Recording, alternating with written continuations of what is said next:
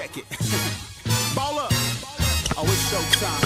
Let's go. Full-court trio. It's the full-court trio. They stay applying pressure. Triangle offense, running, gunning. Who's better? K-Sap on the post. He the man front and center. Swing it out to Keysha. She the queen, that's the sister. Got the bro Clyde glide through. Now you history. The ball at the top of the key. He on the scene, getting three the harder way. Moderators getting rid of.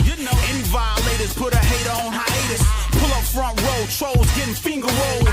Block your shot at the rim, Matumbo. No, no, no, not in my house. It's the big three. We talk the game the best. I need an S. Livest podcast, get your views up. I average a triple double, sending you players back to the huddle. Keep your rebuttal, stutter, step and cross you over. No look past behind the back, you on the post. Money, talk that talk, just be ready to pour confetti. Kiss the rings of the champs, that's legendary. The numbers don't lie, most valuable podcast. Fast breakdown through the lane, steam dash. Money, it's the full court trio. We're applying pressure. Yo, the bro Clyde, the sister Keysha, the queen. Duval, K-Sap, y'all know what time it is. Introducing full court trio. We up 3-0. What's up? This is 3-peat, 3 in a row. It's the full court trio. We up 3-0. This the 3-peat, 3 in a row. Let's go.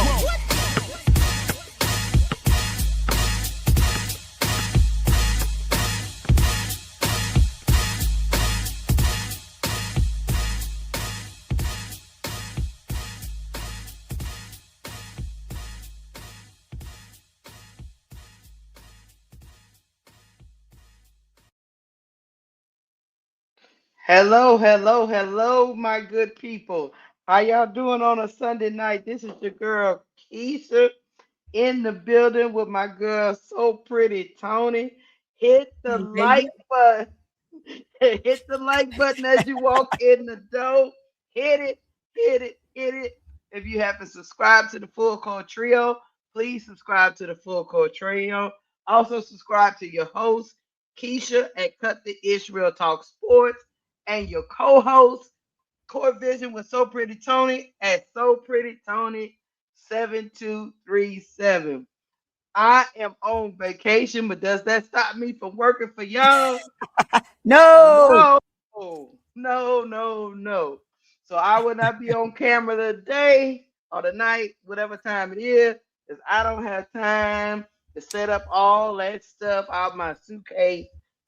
No, I'm not doing all that. But anyway, maybe I have it together by tomorrow or not tonight. Y'all all come in the building. It's been a crazy weekend, Toni. How you been? Man, look here. I'm just now catching up on the news of yesterday. I was on my high with the Spurs, calling my Spurs game. And then I get on X and Threads and all that afterwards, and it's chaos. So chaos. It's chaos, man. It's chaos. So let's see what's good. Let's see what's good. Y'all get me caught up to date. I'm gonna get you caught up because I've been sitting here just watching it all unfold, Toni. I got to see my team, our team, my girl bounce back, our dream team bounce back, but I did not foresee the meltdown that we witnessed that was going on. So we got to talk about it because that's what's popping all over social media this weekend. But hey, man, I ain't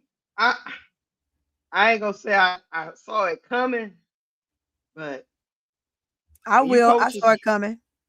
I saw it coming. But you keep it to yourself because you like everybody always want to say you're hating or you're doing this or you're doing that, and you like no, it's not that. It's just something don't look right over there in the neighborhood. Especially, and you know how we feel, especially when you losing. When you start to lose, it gets a little dicey. I will say this: winning can cure a lot of stuff.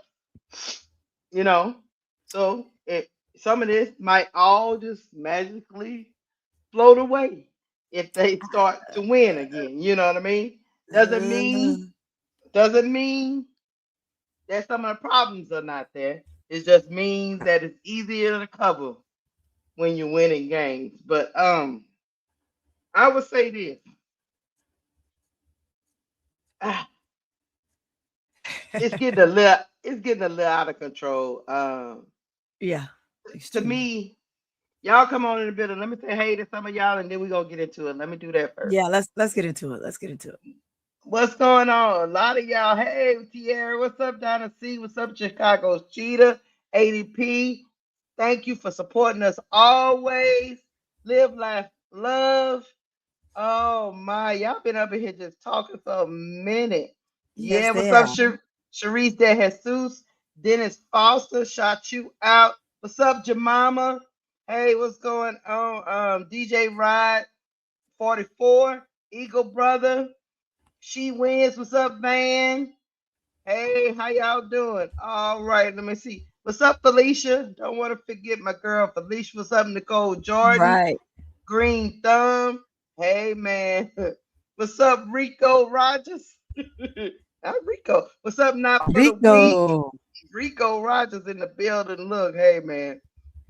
Gregory Stills, what's going down? Living my best life. I see you. Hey, chat. You know, I love me some hoops, and I kind of love some drama too, Tony. Hey. But I I didn't think know I that was gonna get all of it's drama. this. But I will say this. You know, what was that? A week or two ago, we watched Caitlin get into an argument with um the assistant coach. Yeah. Remember Mm-hmm. that? Yep. And we was like, huh. At least I was like, huh. And it looked like the lady was talking to her respectfully, sitting there on the bench, Yep. and she kind of spazzed out a little bit. And even in that clip, there was clips out there of her pulling her arm away from Stephanie White. That was all before this incident. Yes. You see what I'm Mm. saying? So Mm-hmm. that's when I knew something. Whatever they was telling her, she was pissed off about, actually doing, or she wasn't. It just seemed like she wasn't taking accountability. I'll put it to you like that. Accountability. There you go. It seemed, Accountability. and a lot of times when we come off as defensive, it's not that we're not doing. It's not that the person is correcting us. Right. It's not that the person is not right in correcting us. It's that we don't want to take it from that said person. So it looked like this was a buildup to me from that incident to the point where Stephanie White was like, okay, so you didn't listen to the assistant coach who I have helping me coach defense. So maybe I need to talk to you about it directly because I'm going to play this clip. And it looks like to me that Stephanie White was talking about defense at the time that the argument was blowing up. Uh-huh. So, and I Sure guess that enough. was, in my opinion, that's probably a response to the earlier conversation when the assistant was trying to get you to understand whatever defensive concept she was trying to get her to understand, and she didn't want to Right. hear it from her. And maybe Stephanie White thought, well, maybe you want to hear, you gonna hear it from me since you seem to think you're above listening to the defensive coach. Hold on, let me do that. Thank you, DJ Ride 44 for becoming a YouTube member. Thank you, DJ Ride. So Thank you. Thank you. Thank you. I actually think it's a continuation, Tony, Yes. of what happened prior. But because the assistant coach is just an assistant coach, I mean, we looked at it, people looked at it, they didn't blow it up. They blew it up. Anything with Caitlyn gets blown up. But it didn't blow up like this has blown up because they was in game. Stephanie White was visibly upset with whatever response Caitlyn gave her, Tony. You know that look when you tell your player something and they come back with a rebuttal, and you like, are you serious right now? Are you really Right. serious right now? And so she lost her cool. Stephanie did and Mm-hmm. told her to get up out her chair. So that's that, Right. that's what we're gonna start in this whole thing. Hold on, let me Let's bring see. it. Let's see. Let's Let's see. first break down the incident. And I actually after I watched it a couple of times, I noticed some other stuff that went on. Let's see if this is a good one. Hold on. 'Cause I want to make sure I get the one where I want y'all to see some of the stuff I noticed after I watched it a couple of times because I was like, oh, oh, because if you look at this clip, she's not the Uh-huh. only one upset. Okay, this might be a better one. Okay, nope, let me do this one. This one's better, y'all. And we're gonna start there. Hold on, because yeah, I want y'all. I want to see if the chat will be able to see something else that we didn't see, but at least I didn't notice the first go round. Put to you like that. All right, here we Right. go. Right.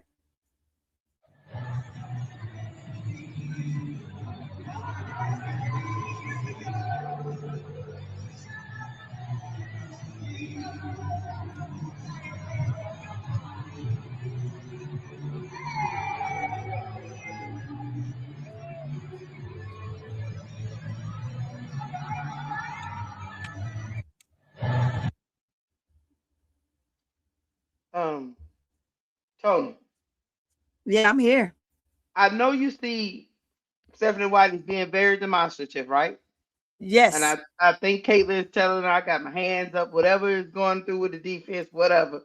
She asked Uh-huh. Raven, stop there. She asked her to get out the chair. She put Raven Uh-huh. in that chair, right? Yep. Raven plays the same Yep. position as her. So we all understand that whatever she was trying to get her to understand, the coach didn't like her Mm-hmm. response. So she goes to put somebody else in there, right? But Yep. what people are missing is, or at least I missed the first go around. Steph Kelsey Mitchell is trying to tell her too. I'm a press play. Uh-huh. I'm looking. Press Now play. you know Kelsey Mitchell is a veteran, and she clapping her hands and telling her too. She never acknowledged Kelsey Mitchell though. No, she didn't. She know And more. She know everything. uh-huh. Her IQ is so high. She knows it all. Like whatever Kelsey Mitchell was trying to tell her, she clapping her hands. She never looked at Kelsey. She never acknowledged Never. I'm looking at it. Terrible. I'm looking at it. her. So that was one of the things I didn't notice at first, but now I Uh-huh. notice it at first. I'm like, okay, now for whatever you want to believe, Kelsey Mitchell is a veteran on 18. Yep. She's one of the best players on 18. If not, Yep. I had the argument last season. I thought she was the best player on the team personally. Right. That's what I thought last year. They I said, did too. You're not the only one. I second that. but they selected Caitlin to be their best player and the leader of their team. So you have to respect that. But it ignoring your vet probably didn't go over well. But I would just say that. But before we get to the next thing, I'm gonna tell you they both spoke about it at the at their post game, and Okay. I got that Yeah, I ain't for you seen it yet. too. Go ahead on. Yeah, Yeah, buddy. man, Let me see that. we gonna get Get, in the get, weeds before we start get running in the our get in mouth. the weeds, baby. Get in the weeds. we we gonna get in the weeds before we start running our mouth. Then I Get in also the got weeds. what Cheryl Miller had to say about the incident Uh-huh. today, and Mm-hmm. then we gonna talk about some of these other opinions that people thought this person was hating, but she was right on. But let's start with the media. Let's start with the post game presser because it's very interesting to me. Here we Right. go. you guys started on an 8-2 run, and then after Portland took timeout, kind of just flipped the script. Just what changed, either on their end or on your end? I just thought they were the hungrier team. I thought that they played with a relentless, effort, a relentless pursuit to get to what they wanted, to be disruptive on defense, to get to their spots on offense. I thought their competitive spirit was better than ours. Caitlin had 3 assists in the first 3 minutes of the game. Then both her and Aaliyah checked out, I think, around the 6:30 mark. Then Portland went on a 13-2 run. Just what was? I'm gonna pause here. A lot of the Caitlin Clark fan base is complaining that Coach Stephanie White subbed her out like maybe at the 6-minute mark, Tony, and the Portland Fire proceeded to go on a run, like a 15-2 run after they were subbed out. So they were pissed off about her being subbed out and not getting back in the game when obviously the Fire was going on a run. Does that make sense? Okay. So the media is asking her about that run. Okay, let me hit the play. Okay. Was the reasoning for checking them out, or did they either of them request a sub? Well, AB's still on a minutes restriction, so she's coming out. And typically that's around the same time that we've been taking Caitlin out before. We didn't in Golden State just because, quite honestly, we didn't Raven in that environment without another ball handler on the floor. So that's been our typical substitution pattern. So her excuse is it's typical. She didn't do that in Golden State, Tony, because she felt like she didn't want to put Raven, a rookie, in that type of environment. Now, let me just say this. Okay. It is plausible that she is correct, because I'm just saying it's plausible, whether you're a Caitlin Clark fan or not. It is plausible that she felt Raven couldn't handle the moment in Golden State because that crowd is really behind their team, and maybe, but it does lend credence to that you felt like you could do it in this game because you were underestimating the Portland Fire. Right. See what I'm saying? Bingo. That's what it sounds like to me. You said, I'm just talking about this logically. You said you didn't do this substitute pattern in Golden State because their crowd is really good, which they are, and you didn't want to put her in that situation. But you were okay with putting it in Portland, and their crowd was just as good because they're a new expansion team. People are happy. They have 17,000, 18,000 too. So that was a little off to me, Tony. But anyway, we're gonna keep going. Okay. Kind of on that as well. Caitlin picked up her 4th foul, had to come out in the 3rd. Raven had her 4th foul in the 3rd as well. Just how did that affect your point guard rotation, losing those? Yeah, it's tough. I mean, it's tough when you have your primary ball handlers that are in foul trouble. It affects your ability for number one for them to be on the floor, and number two, I thought Portland did a really good job of attacking the matchups that they wanted, and that created foul trouble, that created rotations. It created opportunities for them to run free for offensive rebounds as well because we were in rotations. And then obviously when you got players in foul trouble, you got to weigh the risk of leaving them out there. And Caitlin said, with Portland scoring 37 points in the 3rd quarter, she said she thought rotations were a little bit slow then. But how does foul trouble just go into that? I don't know if foul trouble has a lot to do with rotations. I think it's just anticipation. I think it's activity, anticipation, and awareness. We talk about our 3 A's all the time: active, aware, and anticipate. When we started going to some of our doubles, we were slow in our rotations, and we've got to anticipate when. We've got to be active and get there quickly. But there has to be a sense of urgency, and I thought that they played with more urgency than we did. This is the 2nd straight game you guys have started struggling from 3-point range. Thursday you started 0-8 from 3, and then tonight it was 0-9 before Sophie made a 3-pointer late in the 2nd quarter. Just how can you get that going earlier if there's a way to do that? I don't think we shot the 3 ball particularly well all season. I think it's just reps. Say that again. Say that again. Say that again. That's what That's what your star is known for. We gonna keep going.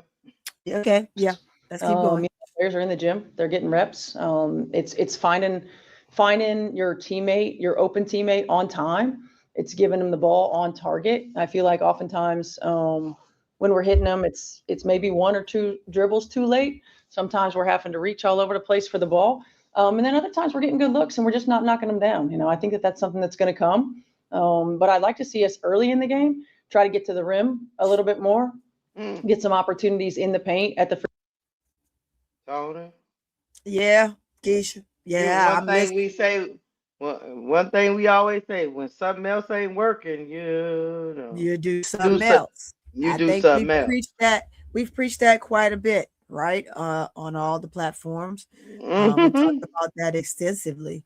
And when you don't do that, you find yourself in situations and you just find yourself living by the three and dying by the damn. Living by the three, dying by the three, just as she said, right? They haven't shot the ball that well from the 3-point standpoint. So you just have to do something different and get into the cup. And we talked about that even after game 1.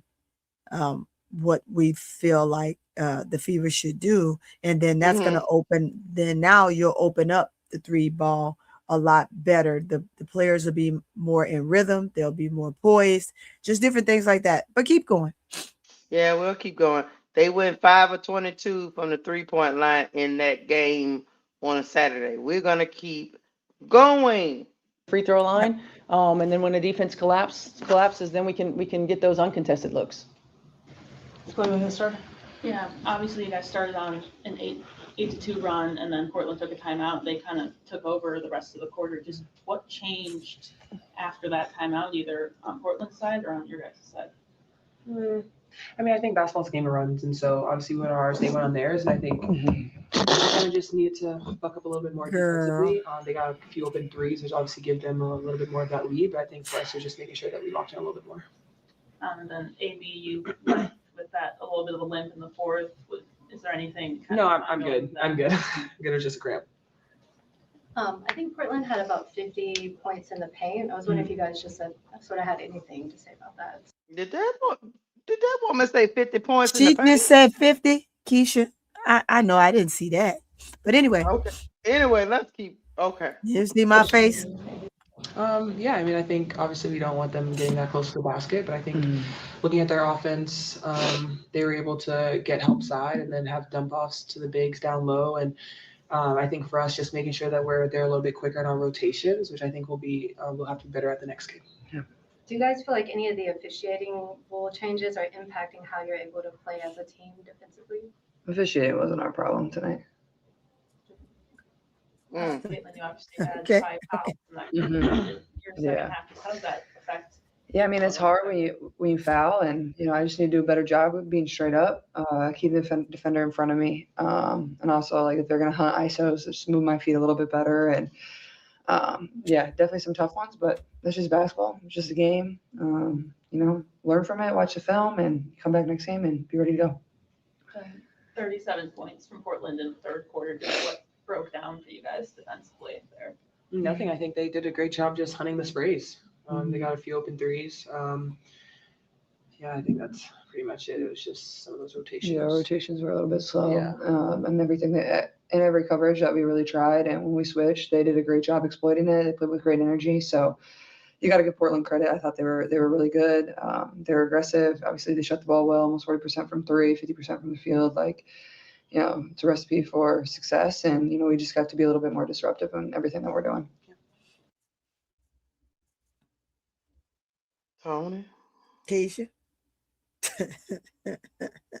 I showed that for one reason and one reason only.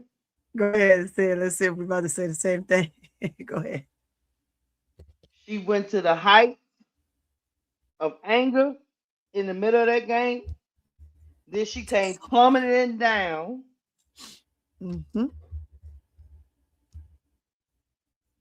And yeah, I was slow in the rotation. Yeah, they was hunting the ISOs. Yeah, I was fouling. She even said we had no problem with officiating. So that means you was in foul trouble. because of your play. It's almost like she was hollering at her coach in the game, but when she got to the locker room, everything the coach was telling me was right. Absolutely. Absolutely. So, I mean, she basically just came out and said exactly what she needed to say for number one, because it was true, right? Yes. And she critiqued the game for the analysis of what actually happened throughout the game, the actual factual portion of the game. I know that we tend to get, and I'm gonna use the word we because once an athlete's always an athlete, but just because you don't play doesn't mean you still don't feel the same, right? Right. You're always gonna feel like in that moment you're right, but it always takes that 1 second once that clock strikes 0 and you're like, oh, okay, well, yeah, man, let's go look at the stat sheet. We just got outperformed, right? They But in the midst of the game, just Tony, they give is you just that everywhere. Tony, they give you that iPad.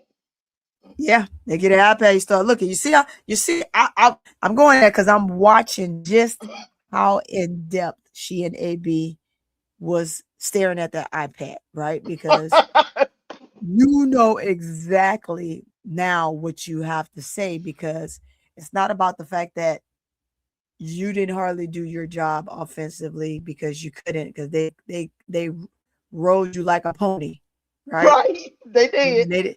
They didn't give you a moment to go and breathe, right? You couldn't shell out a word of because they was down your throat. So it's Right. different when the game is like that, and think that you can still chug along and it'll get better throughout the game when defensively you just got worse, right? And they exploited you in that capacity.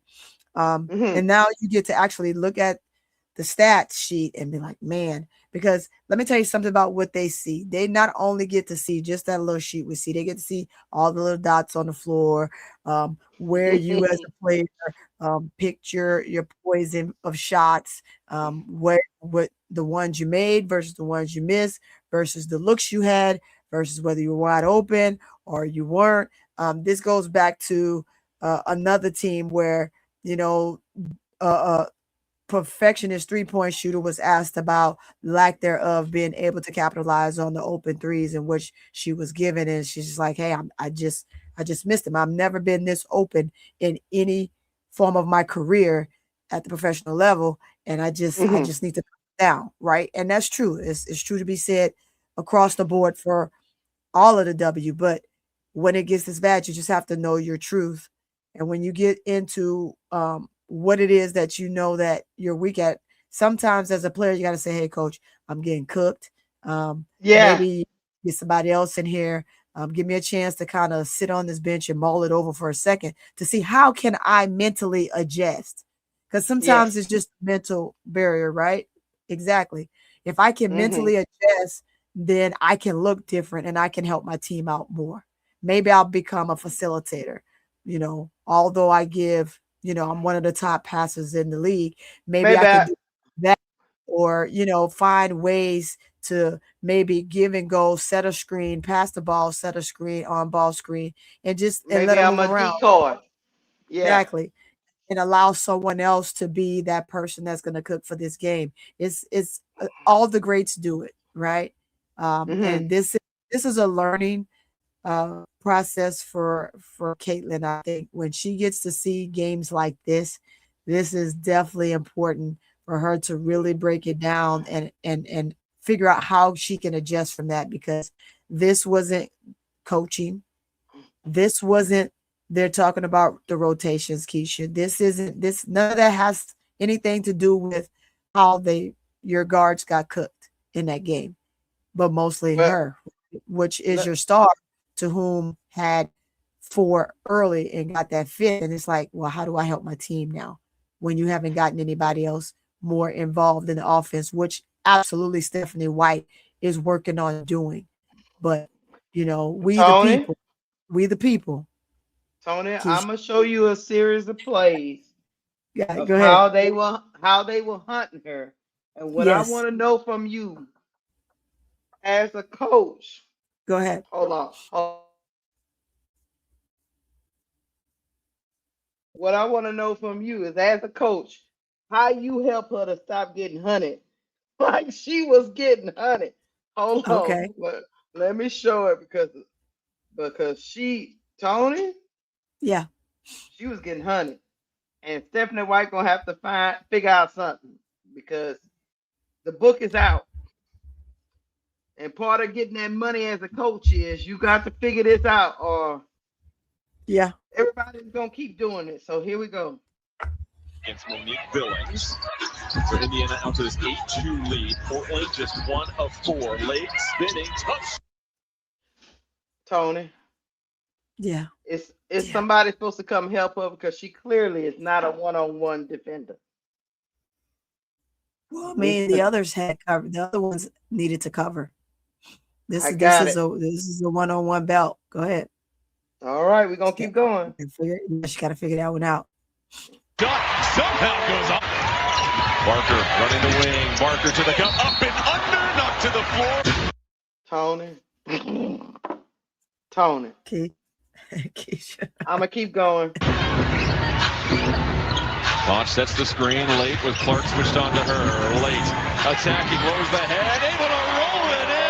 Okay. Against the Fever. We've got to attack these switches better. They've been doing it with those rolls as well. Late. See, Boston comes over. Engstler left wide open. See, Boston came over to help, and guess what happened? Her man was wide open. Good Her man shot. was wide open. So and she drank, and that kudos to Engstler. She drains the 3. Mm-hmm. So that's one of those moments where, again, that's that self-awareness. You can't help in this, like the 3 that she just got cooked in. That's all her. She has to defend, and it's tough. And for anybody to say that, that they're just purposely going after, she's a player. It's not, that's all teams. All teams going to find a player that they got to go after the most, and that's what they're going to do, Keysha. Mm-hmm. They're going to exploit you. And Boston leaving her man completely like that, not even giving a hedge or remember in between both players is crazy.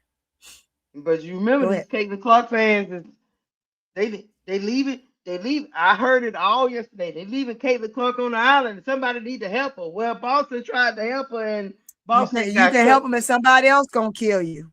We're gonna keep going. Booner, no hesitation. Booner blocked by Billings. Engstler through traffic, drops it. 5. That looked like effort to me. We're gonna keep going. Barker flips it back up top to Late. Late, checked by Clark. Late, free throw line jumper. Defender. Late trying to use the Barker screen. Wants to move Engstler out of there. On the wing, kicks it over. Engstler inside. Gustafson catch. Again, Maisha Hines Allen came to help. And the paint was open. Yeah, you can't help it. This team, Keysha, the way they play, this team forces you to be an honest defender. It teaches you help side cannot help. You got to be an honest defender. Everybody must cover their man, because the minute, and you see how wide they stretch the floor. Most teams have an issue with that, right? If you force them to play you man to man, everyone has to cover their man, because this is the pros, right? And in the pros, all these players can shoot, all can get to the cup, right? Some just better than others, but they can all do it. So if you're not an honest defender, if you're not an honest defender, you help, I'm a dish. If you don't help, I'm a cook you. Maybe I'll make it, maybe I won't, right? Maybe you'll bite if I act like I'm on jab and go, and you bite, I'm just going to step past you and get to the cup. Now, I'm either going to get to the cup, or I'll give you a midi. Or if I jab and you step back, I'm going to shoot the 3. That's a part of the game. That's a big part of the game. It teaches you to be an honest defender, point blank. If you this here just exposes not just Caitlin, it exposes the Fever and their rotation, right? So, but most of the part, it looks like they're hunting for her because she is the weakest link. And sometimes that's basketball. They just do it. They do it. It ain't just because of her name. It's, hey, well, we know that if we don't defend her, she's gonna dot our eyes, right? But defensively, we know that we can all cook her. So let's cook her. I'm putting you in the rice pot. I'm gonna put some hot water. I'm gonna throw the rice in there, and then I'm just gonna let you cook. You know, I'm gonna let the team. We all gonna cook. There's a lot of little pieces of rice inside, strands of rice in that hot water boiling. So that's the players. That's the offensive players while Fever's on defense, and we just gonna cook whomever, right? But mostly we gonna get the switch because that's what it looks like. We're gonna take the ball to whatever side she is. We know that she is either going to switch. If she doesn't, we're gonna have to pass the ball off to the person that she is defending and let them do it. If not, we're gonna wait for the switch because we know she has to switch because that's the way basketball is. You switch or you stay, or you hedge and you stay with your man, right? So most of the time you'll see them hedge and stay with their man. Sometimes when they call switch, you'll see other players switching and CC doesn't switch. We even got to see that on Team USA. So when they say switch, you got to switch. If you don't switch, somebody's always open because now you got two defenders on one player, and she just drug y'all all over the court. That's typically how that goes. So we're gonna keep going. Yep. It's a season high in points and a half so far for the Fire. Barker working against Clark. Clark had to be careful from three. I tell you what, it's good that they're not living by the three, dying by the three. Blake carries it through, and that foul. Moment for Indiana seems to have settled in offensively late. How about the all-wheel drive? Over to Gustafson. Gustafson inside. Park defending Gustafson.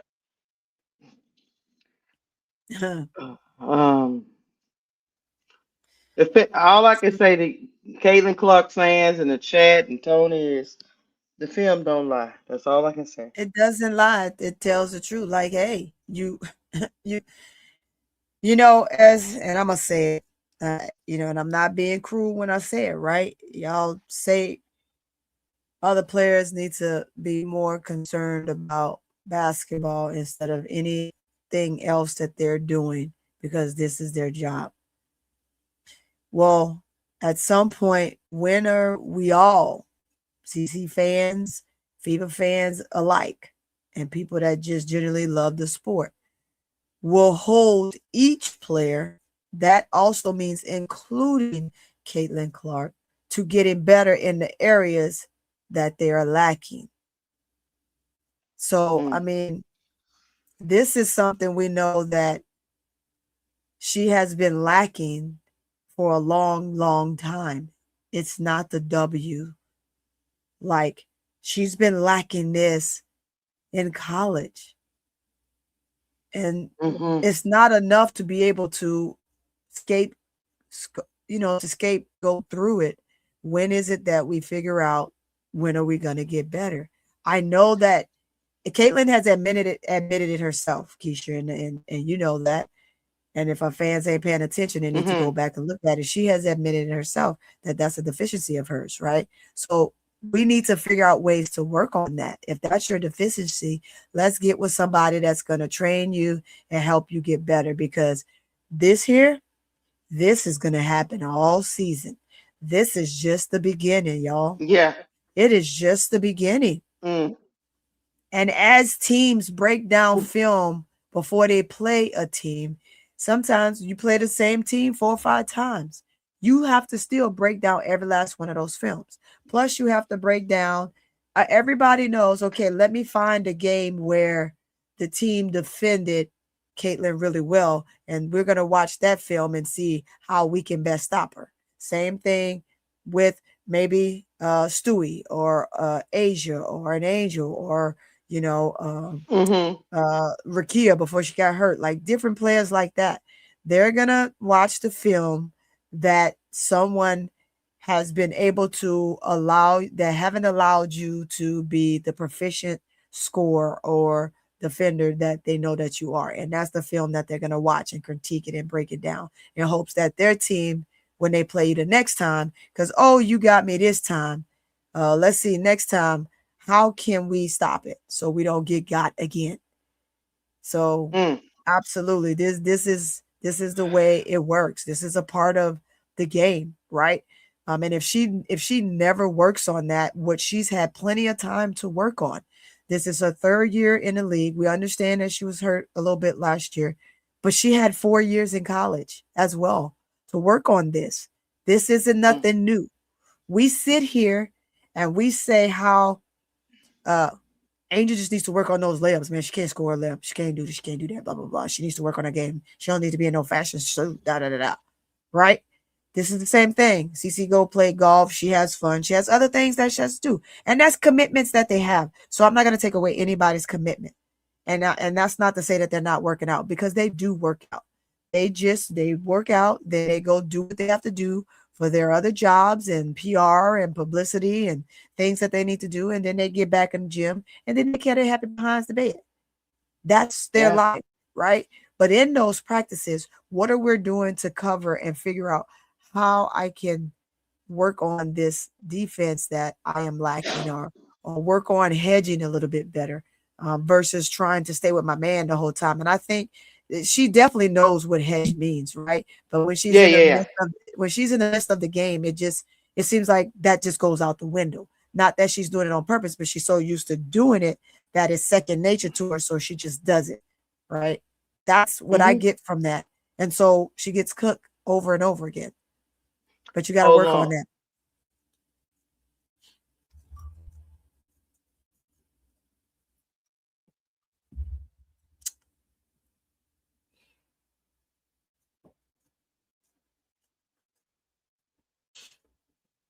Portland Fire put PTA.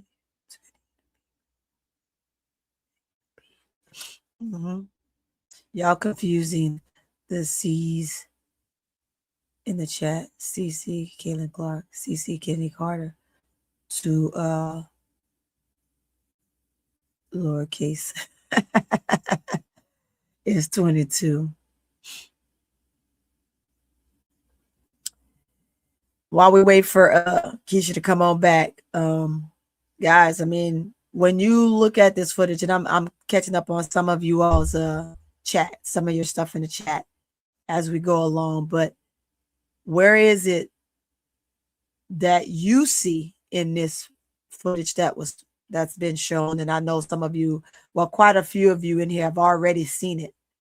What is your best take that could possibly happen, or suggestions that you may have that makes CC better defensively? How does she fix this problem? Because this is a self-situational. This is not a team situational. CC never had to play defense in her ball career. She has always been a one-dimensional player. I see what you're saying, Kathy Thompson. Yeah. Well, which has been tough. That's tough when you're getting ready to be in a league where all the players that have worked tirelessly to get better in areas that they struggle with.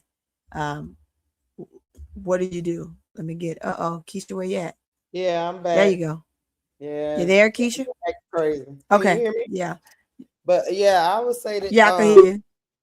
All right, because that junk was crazy. Let me get the money right quick.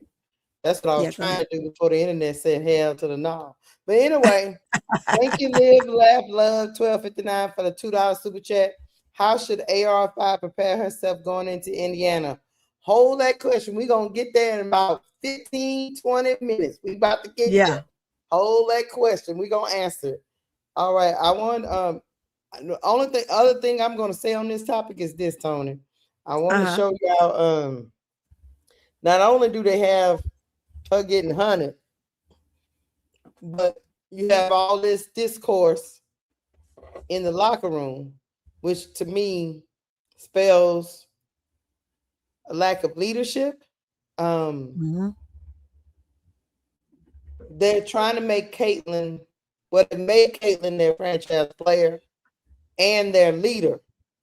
But she might lack some of those capabilities of being an effective leader. I'm gonna let you guys. I'm gonna let you absolutely. I'm gonna let you guys listen to the great Sharon Miller and Sue Bird was talking during halftime. Of course, they had to talk about it because it was everybody was talking about the incident with Stephanie White. So we're gonna listen to them and see what they got to say. Hold on one second. Here we go. Gotcha.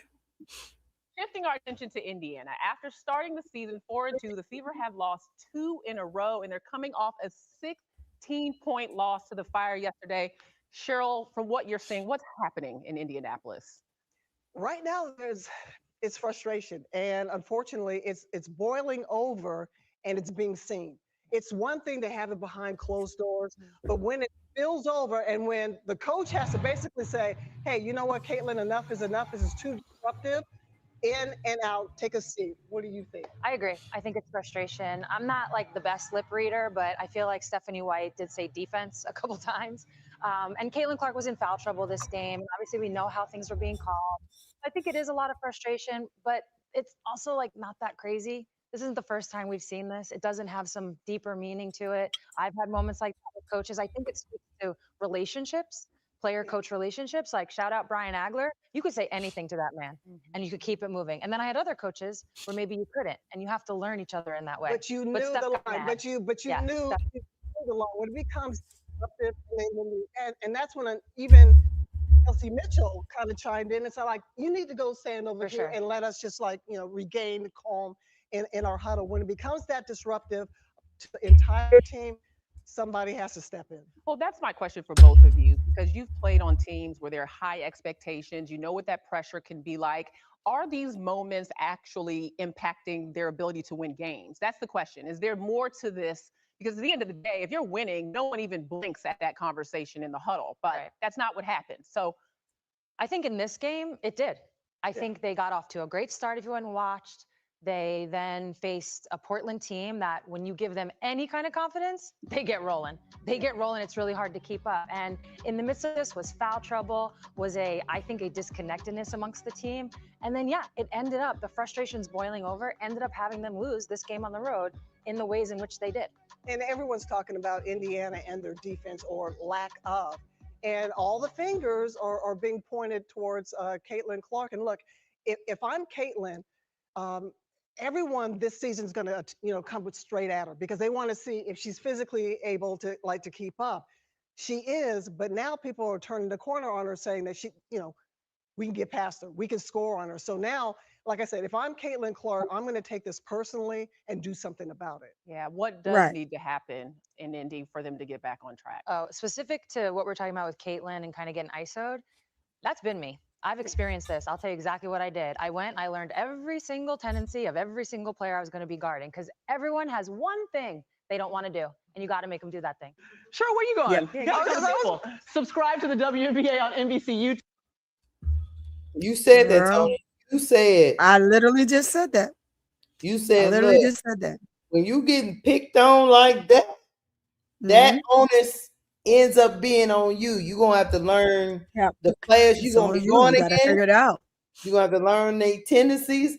And like Sharon Miller said, once you allow people to realize that they can get by you, they're going to continue getting by you, baby girl.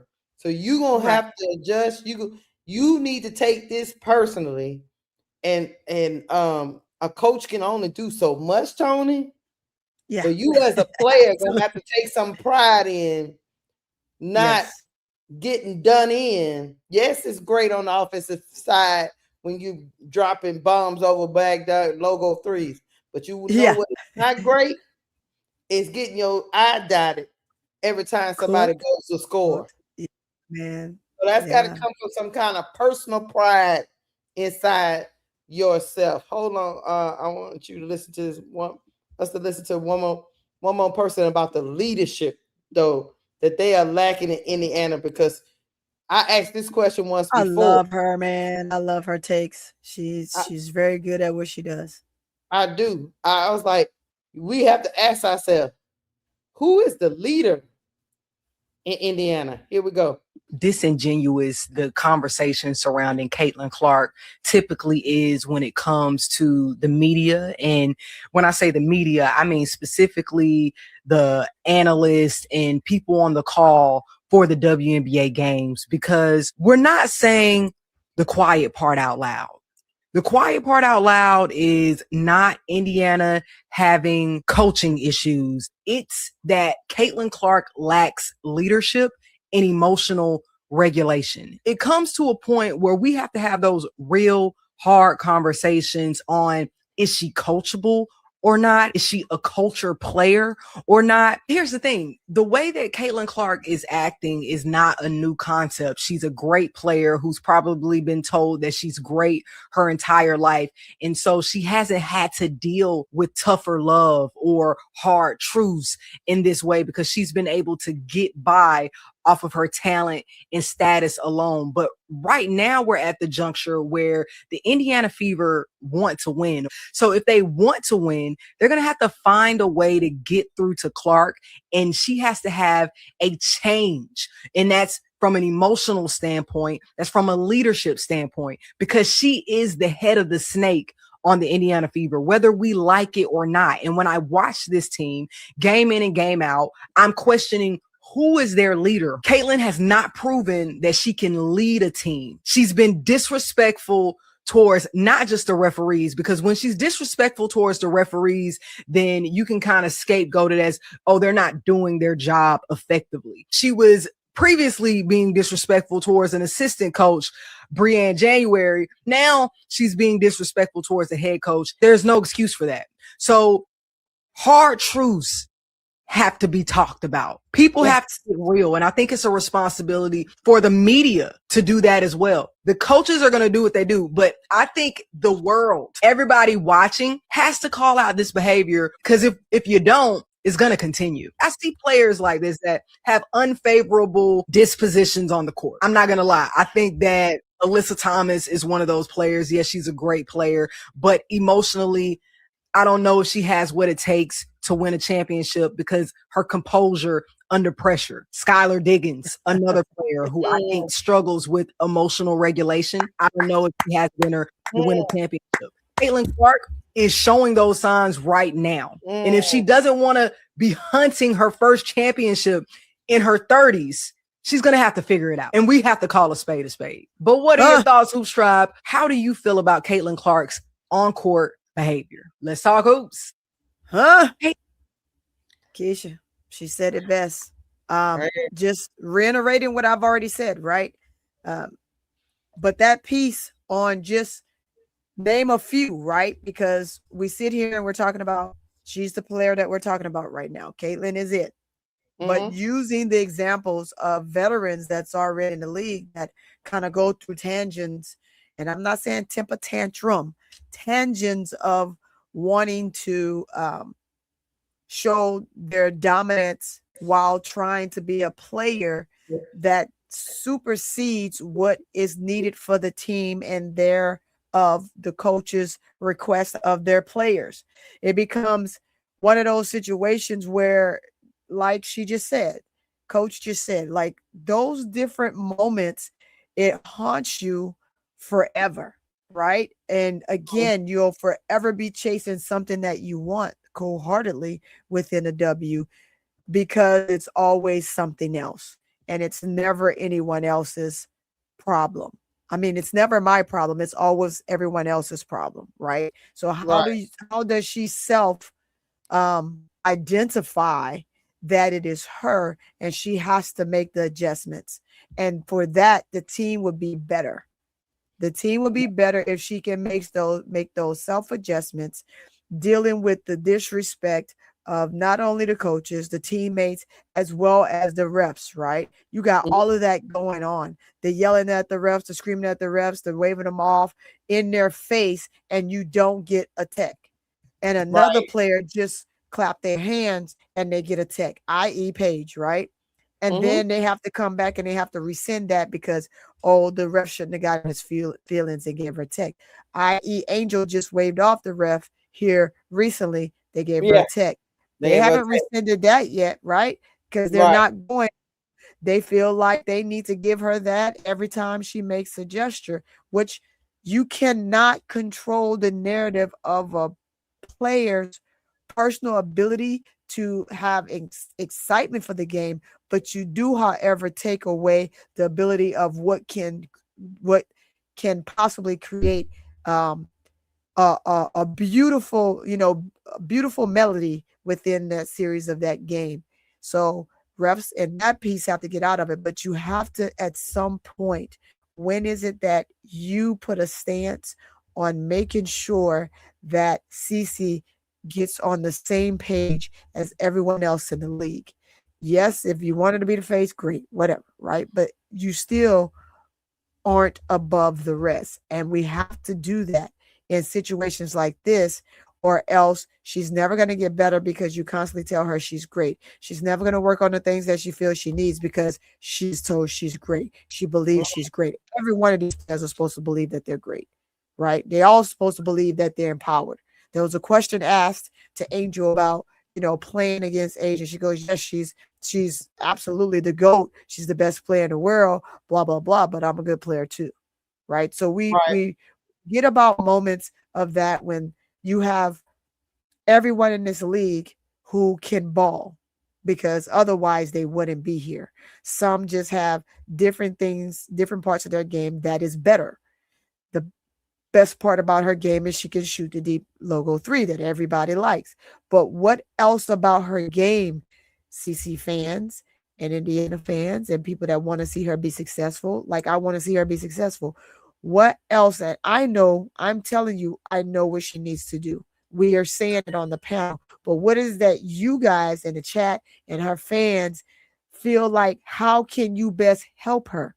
Because you're not helping her in a capacity when you say it's okay to not become a defender. Oh, she doesn't have to because she's a fantastic offensive player. But when your offensive isn't working and you're getting cooked like she got cooked in this last game, then what do? Someone said, and I'm just going to bring this up. Someone said, "Oh, well, when the Dream plays this team, they're going to be in trouble." Well, they played them before Indiana played them, and they beat them. So let's not go there. Think about what you're saying before you say it, because now you're just saying stuff out of spite versus paying attention to what is actually happening, what is actually going on. That's factual.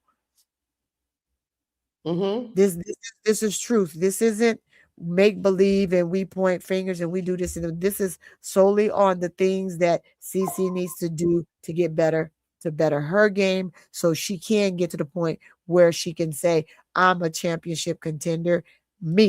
I am, not my team. I'm going to help make my team better, but I'm a championship contender, and I'm going to bring my team along with me because I am the leader of this team. You see how that goes, Keysha?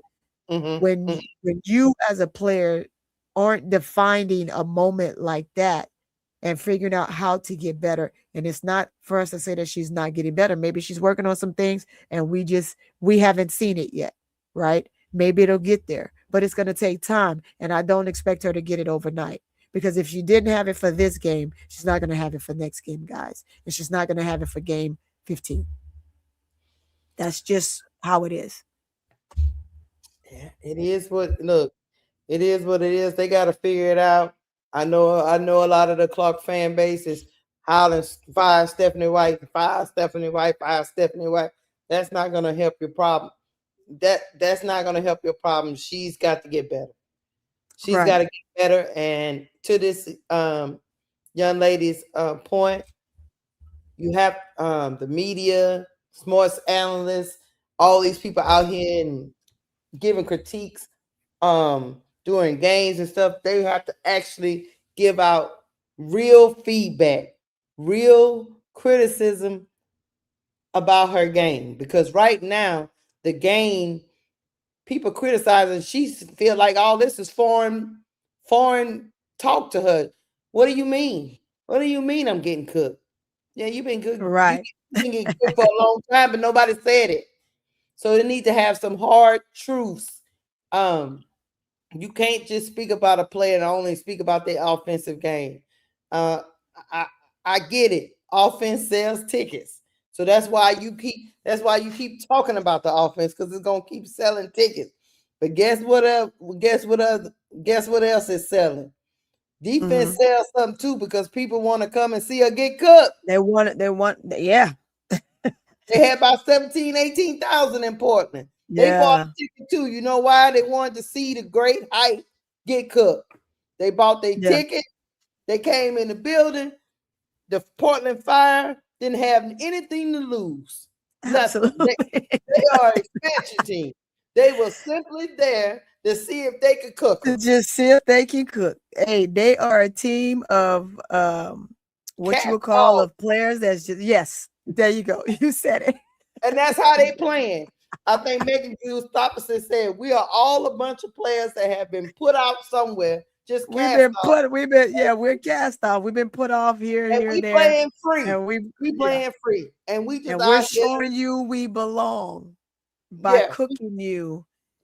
We're showing you we belong because you aces, you let me go. We're showing you that we belong because I came and tried out for your team and you cut me before the season started. Type of situations, right? That's the vibes when y'all got to understand with expansion teams. That's typically what it is. These are players that they want in a W, but some reason they just didn't make it on the team that they tried out for or the team that they were on. You just had other things. Yes, go ahead. Tony, Bridget Carlton saying, Reese, I can play.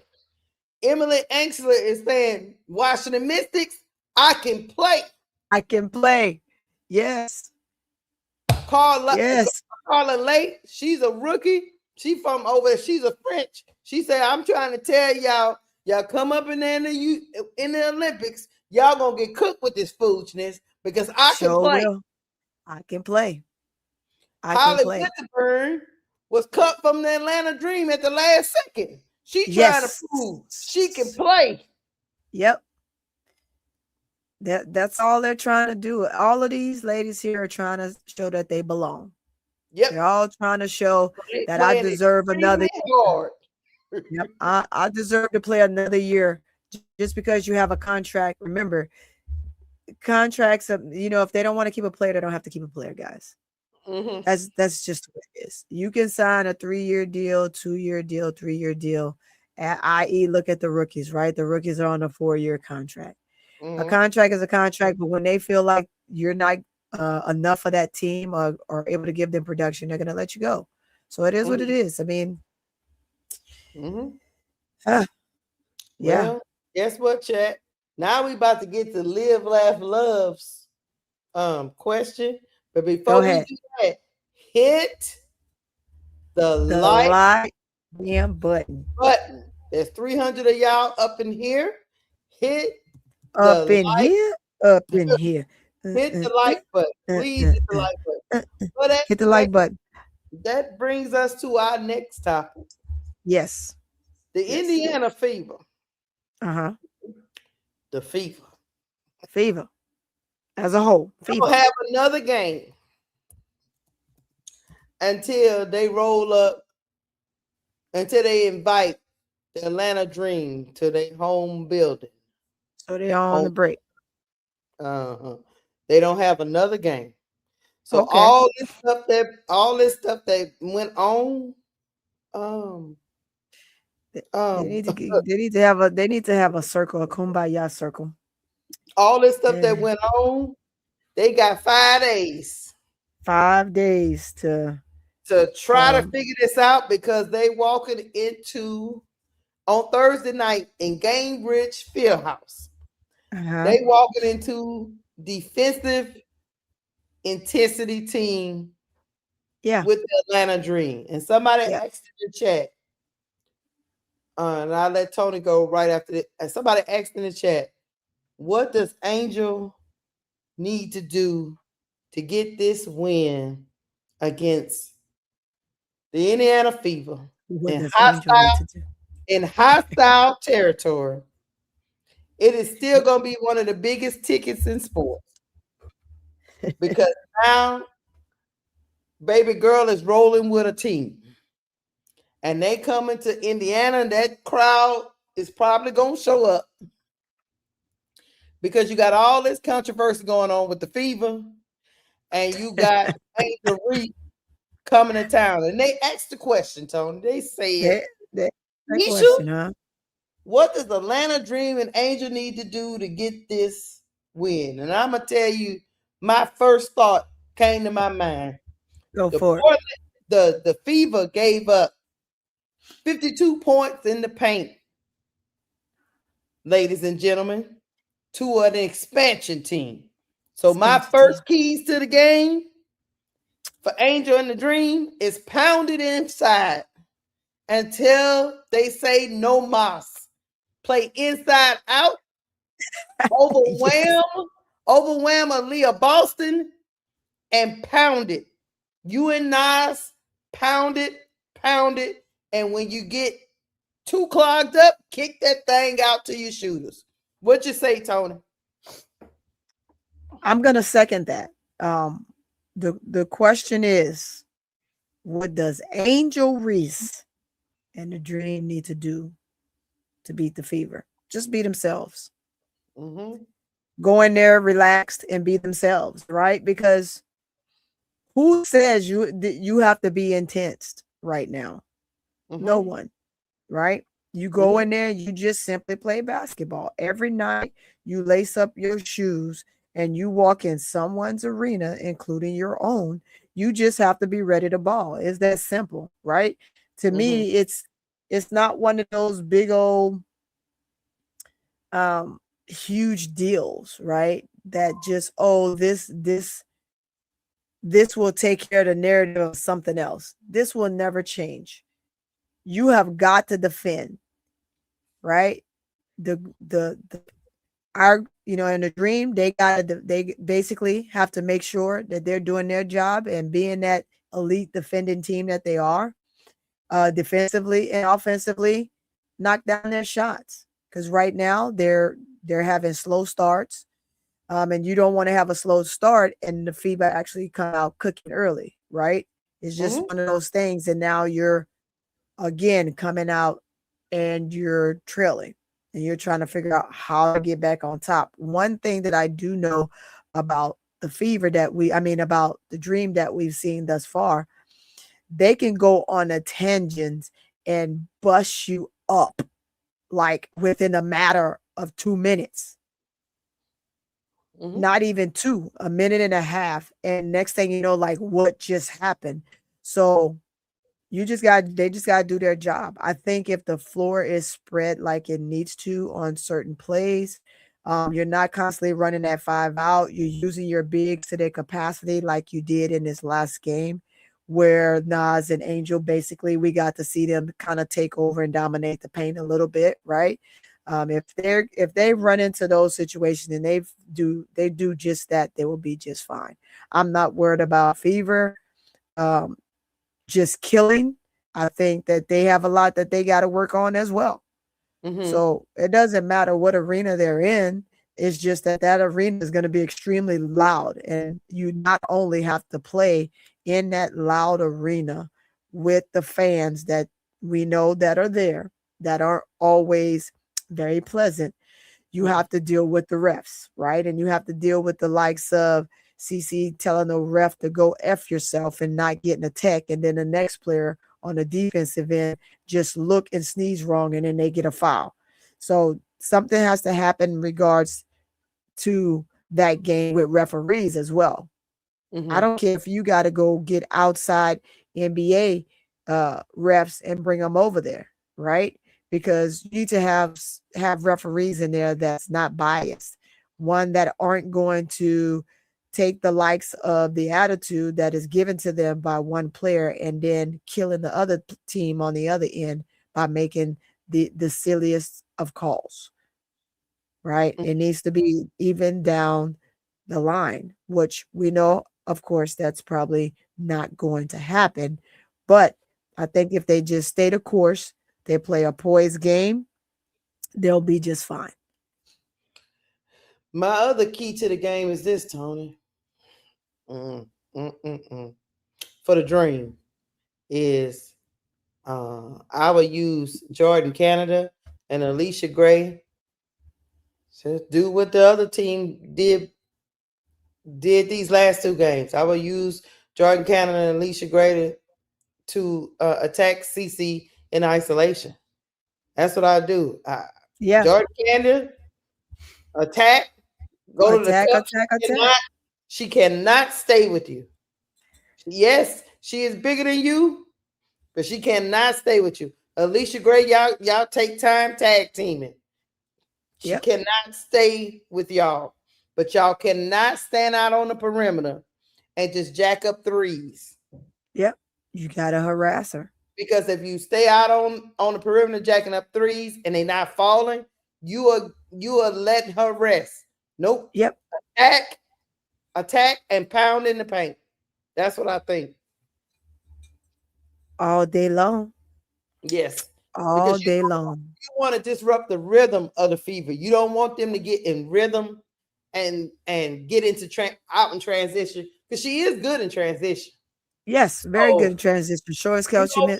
You don't want it to become a complete track meet to where your bigs like Ocott and Angel and Nas is running up and down. No, you need to dictate the pace, attack their weakness, and overwhelm Aaliyah Boston in the paint. Yeah.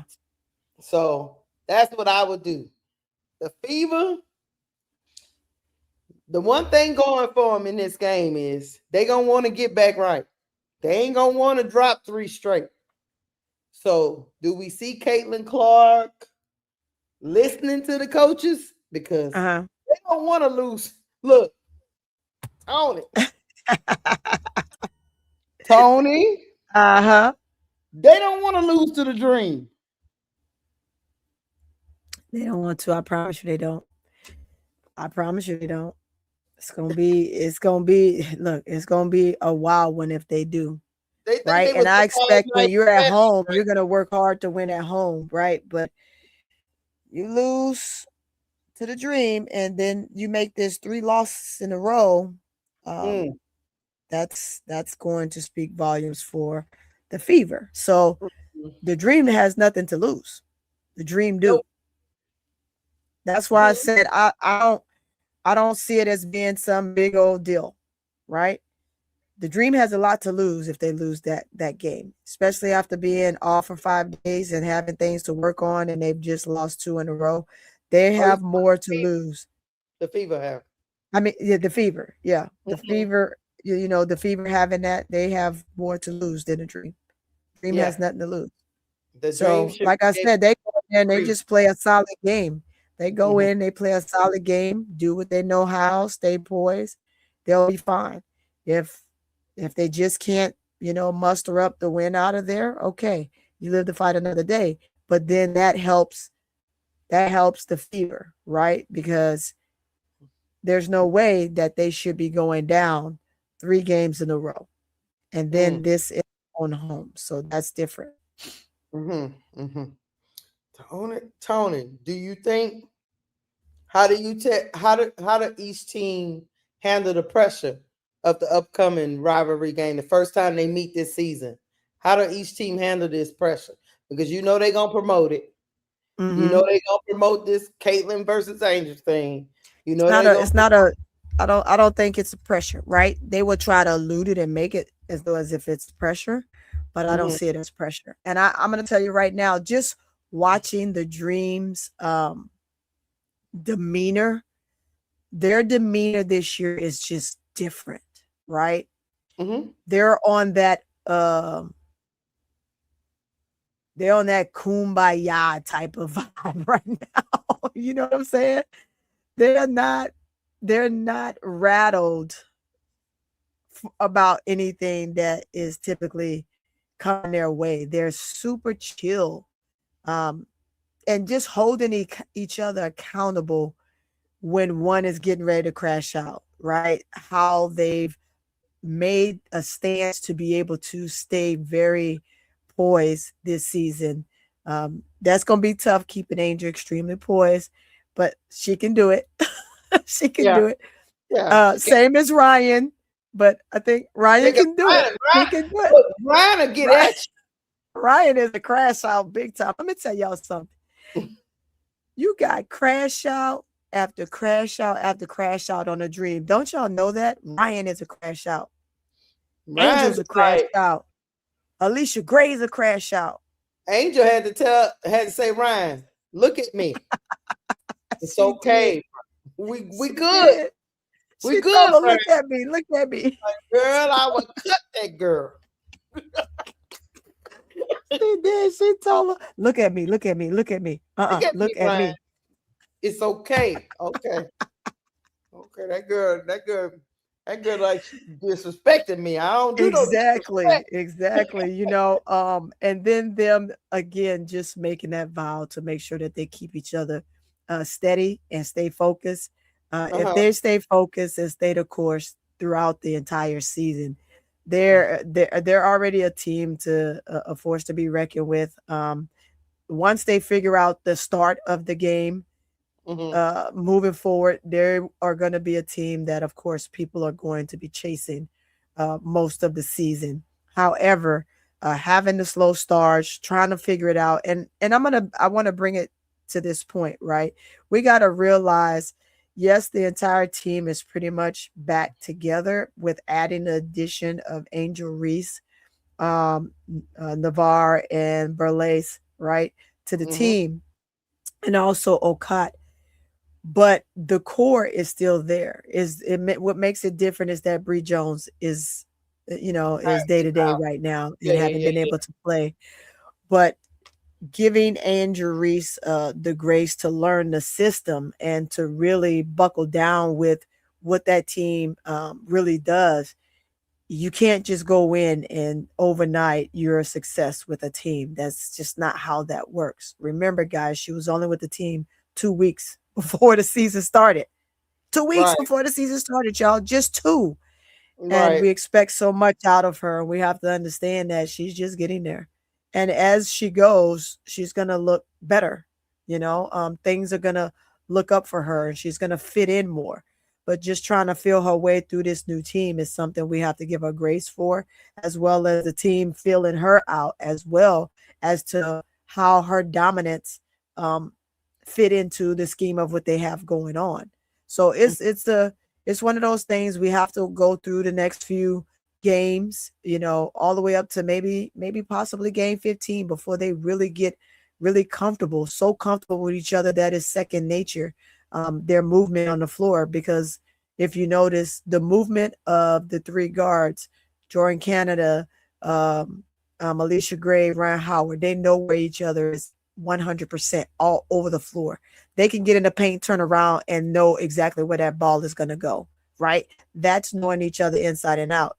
In order to get Angel to that point, y'all have to allow them to have the opportunity to do that with her, and they're going to be able to find her everywhere. Hey, man. They look. Hey, man. I think at the end of the day, they are a team still trying to figure out some stuff out. Because like you said, they just got together maybe a month ago. Now it's a month ago, right? It's like a month and 2 weeks ago, right? Because the middle of April, they literally had they had the draft. Right. I mean, we are just in the front stage of the season, guys. And I know that we expect a lot out of a lot of these teams. And so you're going to see these expansion teams where they're looking really, really good right now, right? As the other teams get better. That's why I am not concerned about the Aces either. I'm not concerned about them. Once they get comfortable and Asia go in that locker room and say, look here, you heifers, the team is going to be different. Right. I mean, it just takes one. It just takes one on each team to buckle their teams down. And we're going to see some really good basketball. I think the start of the season has been exhilarating. It's been really fun. People have actually enjoyed it. And I think it just gets better moving forward. I think the Fever, if they can get through this stumbling block that they have right now, right? Even the Fever gets through this storm and the storm becomes different for the Fever as well. I mean, you just take the first year. They struggled, CeCe's first year. Midway through the season, they went on the tangents and they didn't lose a game after that. I think what did they lose? Like almost 11 games or something like that. And then they lost nothing after that. Then last year, they had a great team. They started off knocking people's heads early.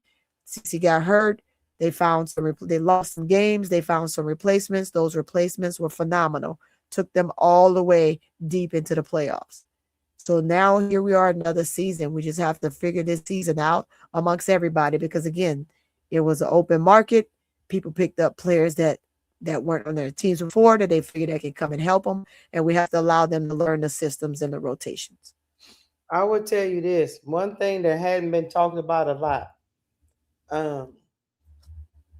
I see some of y'all comments in the chat, but I just want to let y'all know this. One of the things that hadn't been talked about a lot is the Fever. The Fever let Natasha Howard to get up out the door. Oh man, that's bad. It's rearing its ugly head right now because they needed her, man.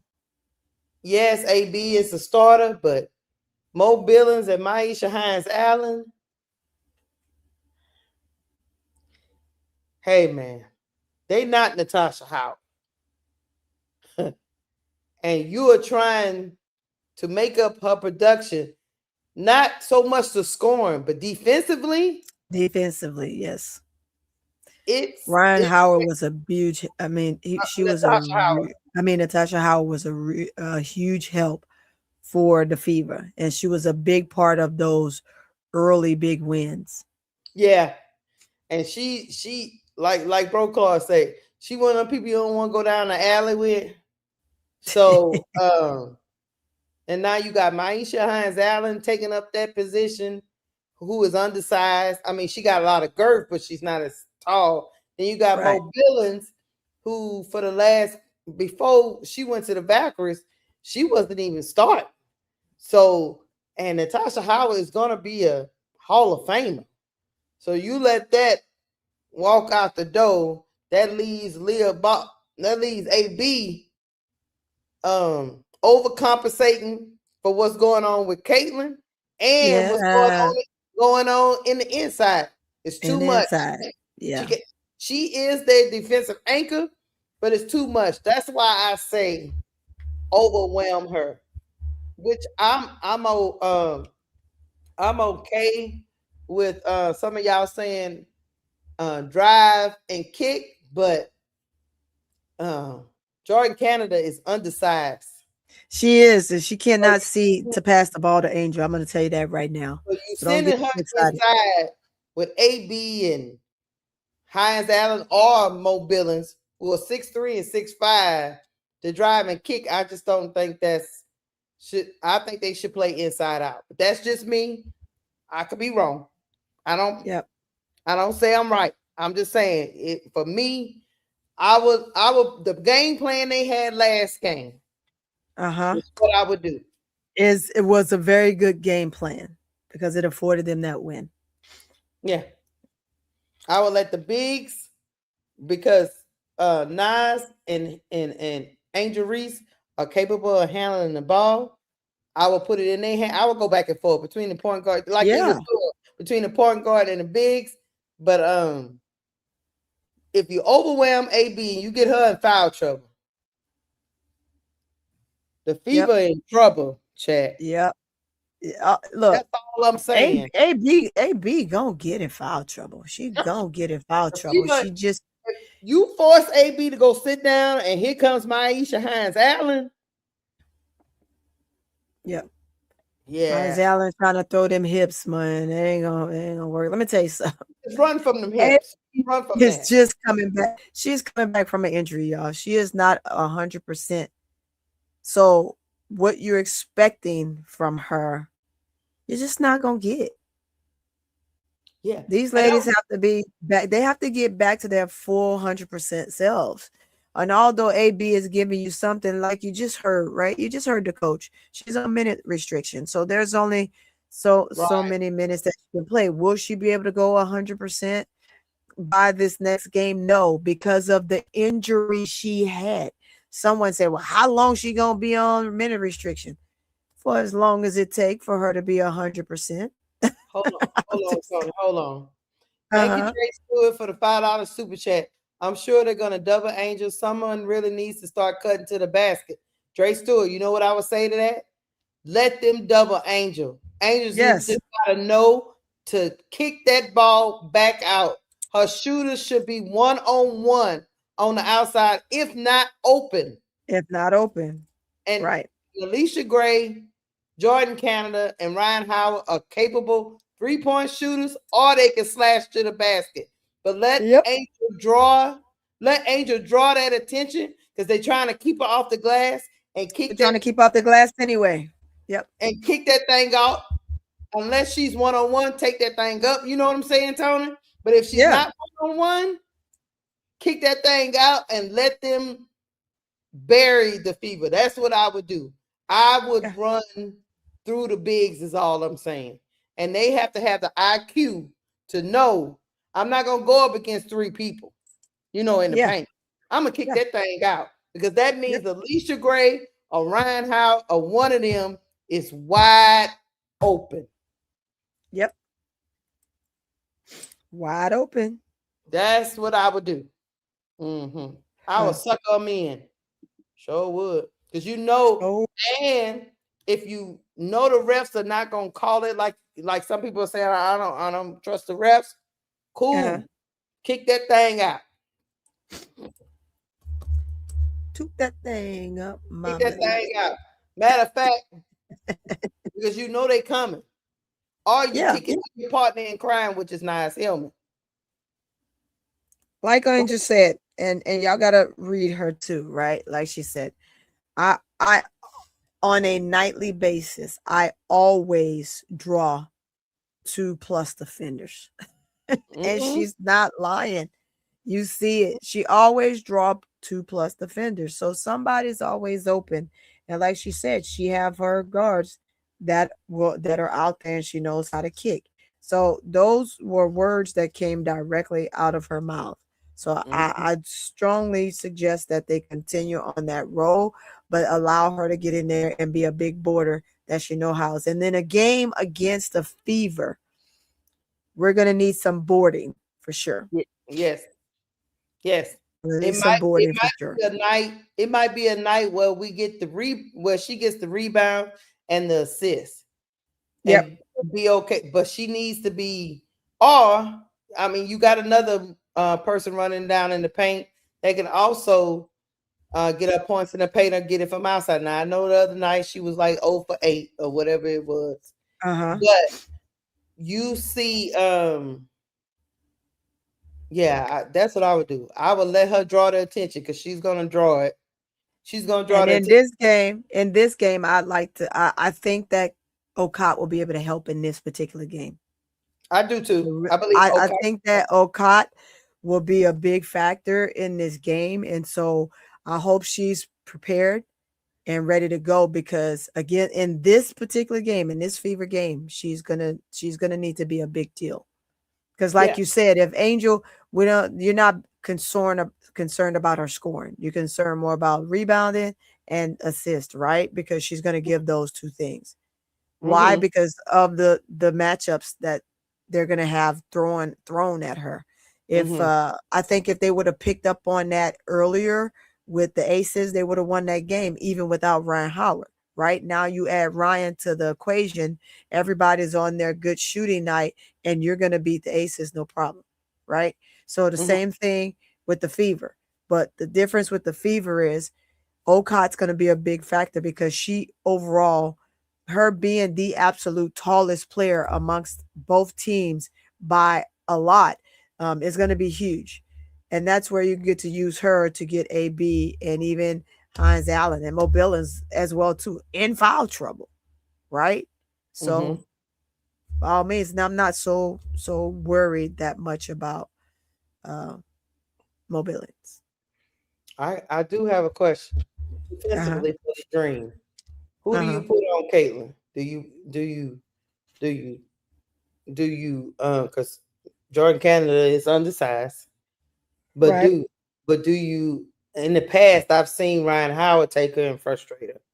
Do you leave Ryan Howard on her and you? I say you switch them up, right? Or You go throw them all kinds at her. of Yeah, you throw them all at her, right? To Okay. kind of throw her off. You know, it's one of those things where, hey, this is what you're gonna start with. You're all guards, you're switching, right? All guard switch. You do a full switch, not a hedge, and get back. It's a full switch. Unless your best defender on her is Ryan, and you don't want them to switch. Because if you get her on, get Canada on her, remember she's taller than Canada. She's undersized. She'll knock her out the box, Rick, right? So, and then you got Gray, who's there, and she can defend her. But you know, I would say you just do a multitude. So if you're doing a multitude in the all guard switch, then it makes it easier because all three of them have an opportunity to defend her. Yeah. Okay. Okay. Yeah. Yeah. I agree. It's a disruption, right? It's a huge disruption, and it's a disruption that is needed. If you stick one, then you run into the situation with that she and Tiffany Hayes had, right? But if you move the guard, if you go guard to guard switch, I think it's super easy. And your defenders don't exhaust themselves trying to do way too much to defend all of this between has he step to the side, blah, blah, blah, blah, blah, or whatever, right? And then you just let everybody else do what they're gonna do, which i.e. is Nas and Angel. I mean, that's my opinion.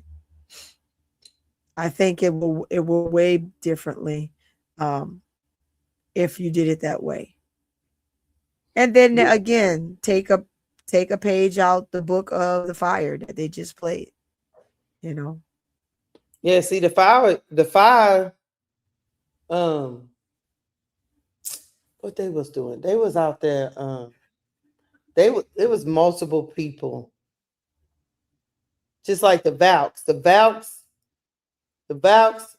a couple of, you know, you saw Gabby Williams. Well, it was a lot of in that Valks game, there was a lot of Gabby Williams on Caitlin. Gabby held her down the best.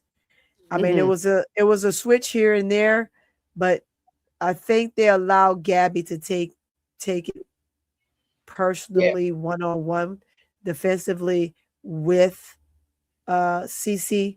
I'm thinking because I know Burks was on her for a minute, but it was just a quick minute. Yeah, she was on her. But see, that's what I'm saying. You mix it up, right? You mixing it up and you're giving different defensive looks to be able to get the stops that you need.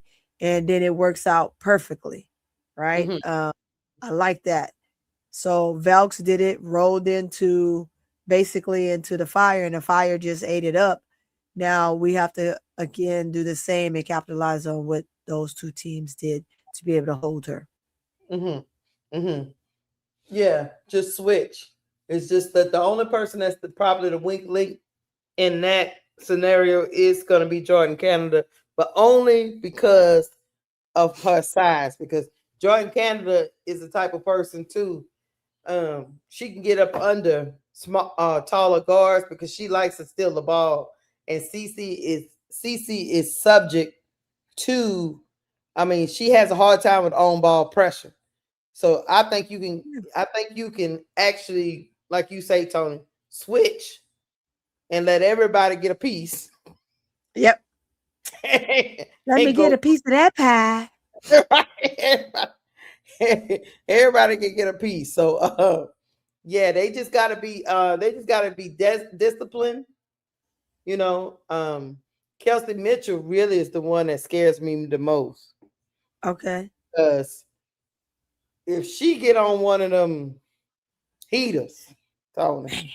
Keysha, I know.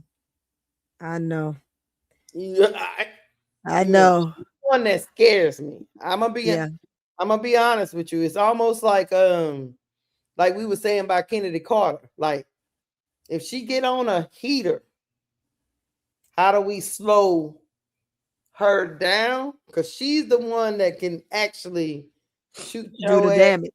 Yeah, she's the one to me that can really do the damage. But So we can't overlook her. AB's gonna be AB. She gonna be out there throwing her elbows at everybody. We already know that. So that's just AB. But Kelsey Mitchell, if she ever get right, I hope it don't be this game she get right. But anyway, we all know Kelsey Mitchell can go on a heater, and depending on who they match up against her, Kelsey Mitchell can. That'd probably be Alicia Gray. And that means Alicia Gray is gonna be running all over. Yeah. She could be out of breath. Boy, I watched Alicia Gray last time, but that girl was running behind. Like, God dang. Kelsey Can Mitchell. she slow down? No. Nah, she out there running behind Kelsey Mitchell. Around them screens, man. I just need them to stay out of foul trouble, right? Yeah. You stay out of foul trouble. If they can stay out of foul trouble, it's going to be a great game. Even if say Mitchell don't go on the heater, I think it's going to be a nice win, right? But if Mitchell goes on the heater, you have CC hitting, and then Boston is doing what she needs to do down in the paint.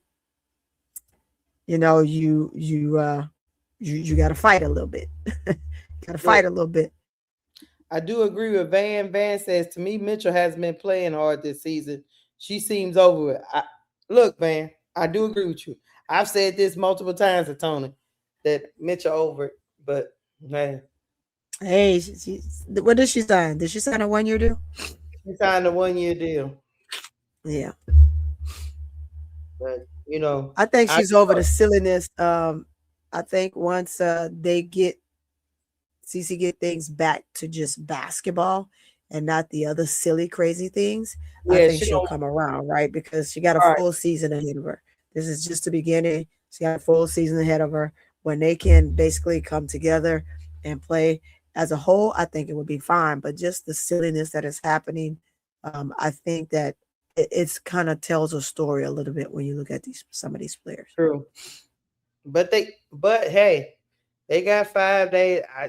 I know what Van is saying, but she's the one that scares me. When people say who scared the most, she the one for me. Because I don't never know. It's kind of like when I talked about the dream before Angel was on the team. I used to say, I got a love-hate relationship with Ryan Howard. Yeah, I'm scared. You did say that.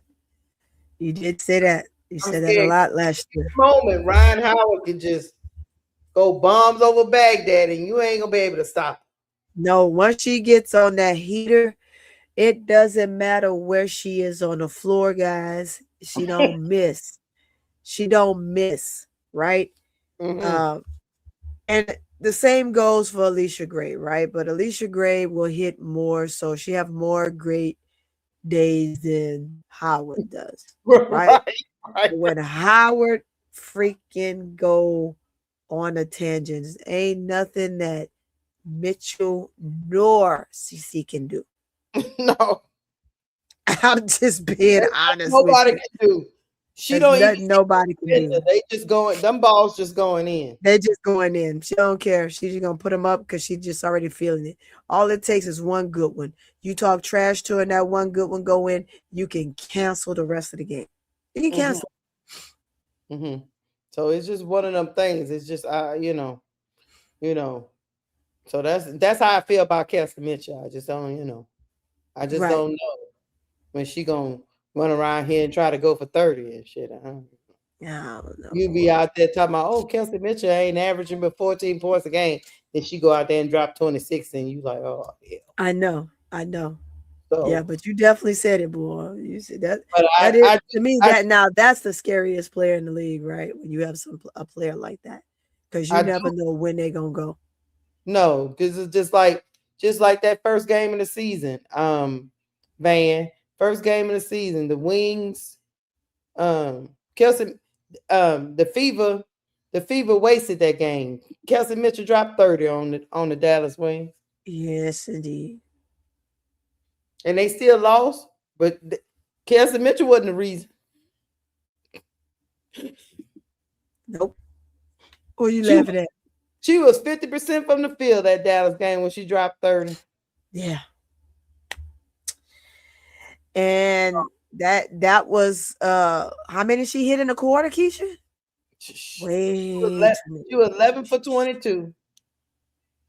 Okay. 3 rebounds and 4 assists. Okay. Mind you, she was 0 for before that. So when you talk about what she had, she may have had 2 buckets, I think it was, and then it was like 2 of like, yeah, it was like 2 of like 15 or 16, and then boom, she still hit pow, pow, pow. I mean, she just hit them back to back to back to back to back. It's like, oh my God, why you gotta do it like that? Even this year, she is shooting. Even though they talk about Kelsey Mitchell don't look the same and all that, and I granted I get it. I think it's just her demeanor, but right now she's shooting 45% from the field, 34% from 3. That's not bad to start the season. I know, you know, that's not. But I do get what people are saying. She is over it though. That part is true. She over all this foolishness. Yep, she over it. Like let's get down to basketball. I could imagine the conversations that she go home and have with her family. Cause good night, right? We'll never know, but I just could imagine. Yeah, man. But hey, you know we gonna be covering it. It's gonna be a good night. We sure are. The Fever got to get their stuff together. We gonna have it. Look, we have to know going in, chat. The refs are not gonna be on my side, so I'm gonna tell Bro Claude in the Players Club from the beginning. Don't start talking about them refs because we don't want to hear it. You know this going in, chat. You know this going in. They gonna have to play through it. Like Angel said the other day. Remember she was talking about. Oh, they got a lot of crash outs on this team. Oh yeah, I'll tell you, man. Anybody didn't know, and I've said it before. She said, "I was like, shit, Angel's a crash out. Leash Gray, she's a crash out. Ryan Howard's crash out. I haven't seen Nas crash out, but yeah. In the starting lineup, right now, you got 3 or 4 crash outs. Right. Yeah, in the starting lineup. Even the coach was like, well, I wouldn't consider it. I guess they do use that term. Coach Smesco was like, I guess they use that term, but yeah, I mean, you know, yeah. Angel said, yeah, me, Ryan was crashing out, and I just told her to look at me. Just look at me, Ryan. Just look at me. Look at me. Ryan to get to the point where she just stop in the middle of Ryan will turn her head and kind of look like she's looking at the floor. She'll kind of look like she's looking at the floor. I ain't listening to your ass. Look at the floor and keep it moving. And I'm telling you, guys, if y'all have ever paid attention to Ryan, that is what she does to the T. If she don't want to hear nothing, she don't care about what you say. She gonna crash out, and she gonna say she's gonna jerk away from you, and she gonna look, or you gonna talk to her. She gonna look right on that ground. Like, yep. Yeah. That's the introverts, man. The introverts are like that. Yeah, I don't have time for what you talking about. I ain't even trying to hear what you talking about. Matter of fact, I don't even hear anybody in this arena. Just leave me there. I don't care what you talking about. I'm crashing out. But see, that's why I said they talked about it. They made a pact that we are going to hold each other. We are going to cover each other. We're working on not being that way. Like Angel got cameras in her face after every, during the game, and she looking at the camera like, what? Like what? What? Like why you in my face? So the last time she said, I'm just gonna do this on y'all and give you a face card. How about that? Like, I mean, it's just different things like this. Hit the like button, chat. Hit it. You better hit this like button, man. We came in here and we gave y'all some good ish from Cut the Ish, Real Talk. And while you in here, make sure if you have not, do us a favor right now. Go on over to our individual channels and subscribe so you're notified every time we drop on our individual channels. You have Keysha with Cut the Ish, Real Talk, and you got Court Vision with So Pretty Toni. Go on over there, hit the sub button. That way, you catch us all the time. Yes. Not sometimes, all the time. Because we are going to definitely bring you the truth. We are very honest. We critique all players. Makes us know never mind who they are. And it makes us know never mind if you don't like it. But we all good to have a conversation with being able to agree to disagree. So that's the beauty of it all. Yep. I just, the only thing I'd be worried about the Atlanta Dream is their slow starts. I want them to get off to a good start in the first quarter and establish themselves. I know they're working on it. I know they're doing everything they can to try to alleviate that issue. It's going to take time and time and camaraderie with each other and consistency for us to see them start the game the right way. But I just hope they can get to a decent start against the Fever, because I think it's going to be pivotal. Because you don't want to let that team get confidence in their own building, and then them fans is up hooping and hollering. You can't hear you. All this stuff is going on. You want to go in there and silence that crowd and make them sit down in their seats. Yes. And grip their popcorn and say, "What in the hell is going on?" But the thing is, I'm loving that I'm watching Angel really enjoy this season, right? She's having fun. And when you have fun, is no limits to your game when you're having fun. Yeah. And I'm liking that. I'm liking the fact that, she loves her teammates love her. This is just a great relationship for her and the Dream, all in one fell swoop. Also, her mom gets to be there just about at every single game because they're close enough, right? It's easier for her mom to get there. So yeah, I mean, it's just exciting. It's exciting to watch her for the first time in her WNBA career to really have just a sheer enjoyment of being somewhere. One, not only where she's wanted, but two, the excitement of the team she's playing with, the excitement of the fans that they're bringing, and just the excitement all around with the individual players on her team. It's to no end to watch the enjoyment. We're also watching that enjoyment in the links. And I see your ways. We're gonna get your super chat in a second. The links to the sheer enjoyment of watching Courtney. Have you seen? We know Courtney to be funny and giddy and exciting, right? When they're with the stud butts, but just look at her this season. Look at McBuckets.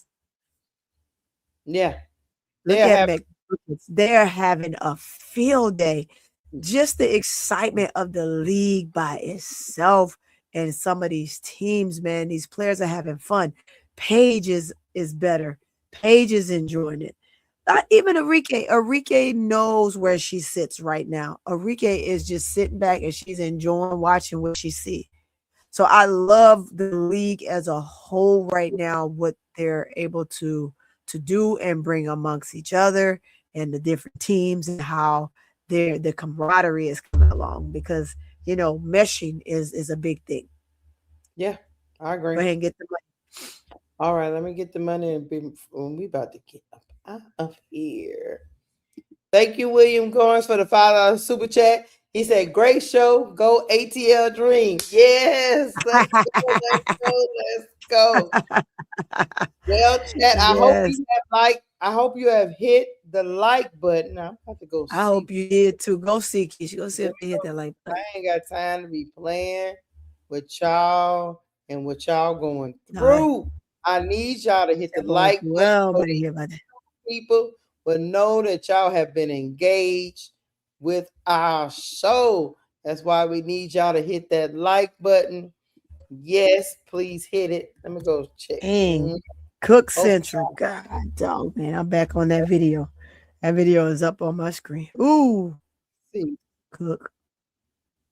All right, chat. 152 likes.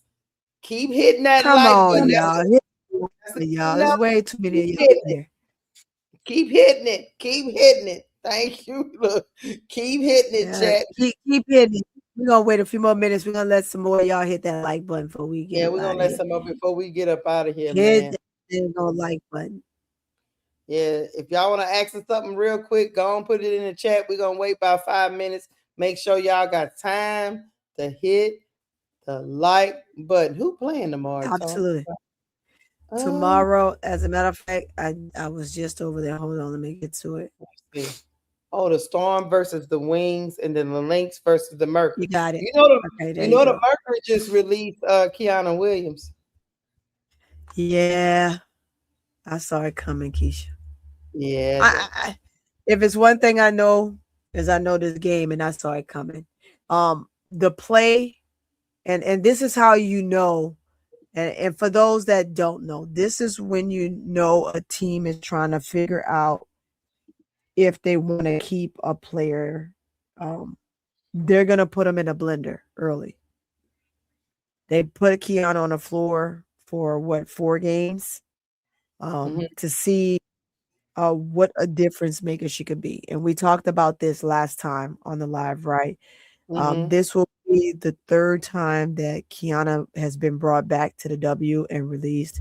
And maybe they're going to use that position for someone else to bring another player in. And maybe they put her on a developmental team. Again, since they released her, she has she has the 48-hour window, right? Without the 48-hour window, if she doesn't get picked up, then she's pretty much out of the league.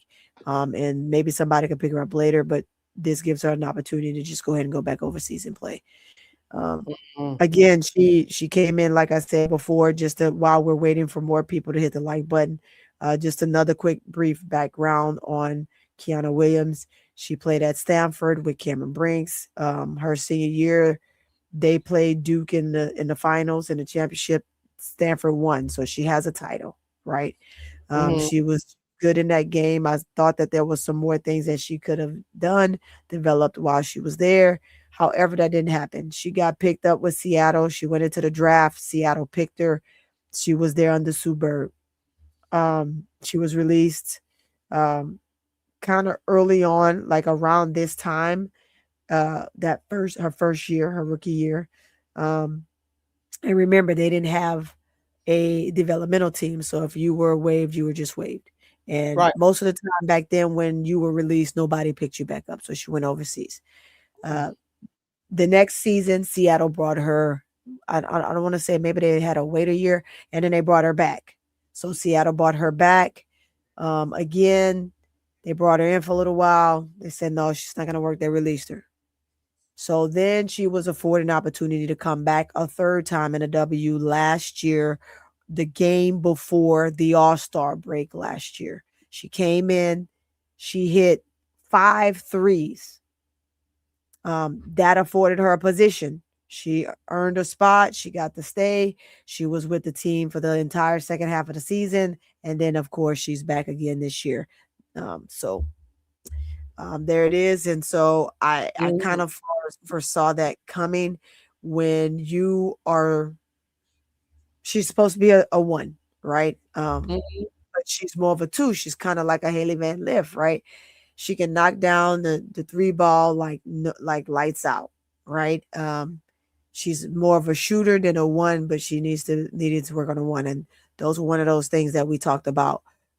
When we see players like that, like her and Haley Van Lith, different players like that, and different things of their game, that they have to learn to do, and we understand that they are more of a 2 than a 1.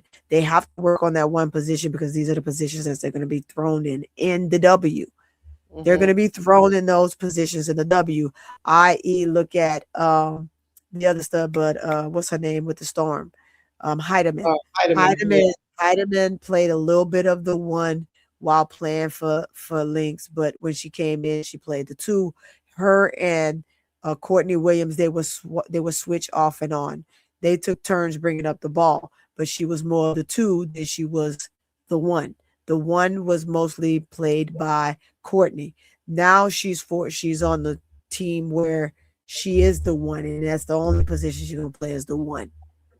So again, this we got to know that this is what this league is looking for in certain players. It's tough. Yeah. It's not. I don't want to say that. Sometimes you can say it's a player's fault because it's not a player's fault. It's just what they're looking for in a player. I think that the Phoenix is looking for somebody that they can probably bring in that will be much more efficient and effective all at the same time. I don't know who that player is going to be. Maybe they'll bring in a veteran. So what do you think? I think right now they reeling because they've only won one game, which was the opening night against the Aces. Every other game they have lost. So they right now they're searching for answers, and they just trying to free up a spot to where they can bring in somebody that can give them a spark and probably just put the ball in Alyssa Thomas' hands. But I know Monique Akane has just came back too. So that's probably one of the reasons why they that could be. Yeah, because Monique is back. I think she was doing her overseas commitment. So now she's back.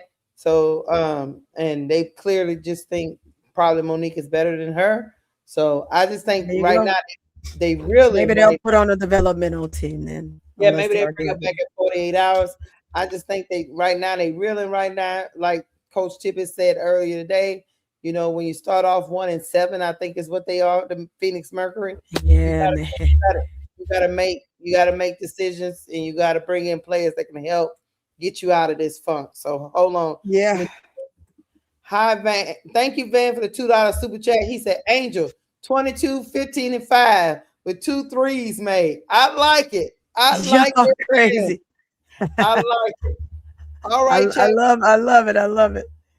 We about to get up out of here. I done got tired now. I'm going to bed. I gotta go get some more stuff up out of my car before I get a shower and crash for the night.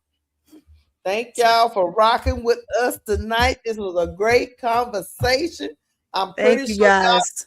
Y'all know it's the W, so something gonna go on tomorrow. Y'all know it is. They something. Huh? It's gonna be something. Hey, also make sure you come on over. You right, Chad. They are 2-7. I think they only won. They won against the Sky and they won against the Aces. That's it. They didn't drop. Phoenix didn't drop 5 straight. So they trying to work that out. So yeah. All right, y'all. Work it out. Work it out. Work it in. Twerk it. I don't know. They gotta do something. Hey, make sure y'all come on over to my channel tomorrow, 5 o'clock. I'll be there 5 o'clock. 5 o'clock tomorrow. We're gonna continue some of this good stuff. Yes, we will. Be there, be square. Be there, be square. Hey, have a good night. Go to bed. Go to bed. Now, I don't know if Bro Claude over there trying to make y'all stay up. If you want to stay up, if he's up, y'all go support my brother. I don't know if he on or not. Hold on. He on. I say, don't go to bed. How about that? Let's see if he on. Not go to bed. Then he gonna tell me to go to hell if I tell y'all not to go over there. No, I don't see him over there. I don't see him on. Yeah, I just look. I don't see him either. All right, y'all. We going to bed. Thank you for rocking with us. We love y'all. Peace.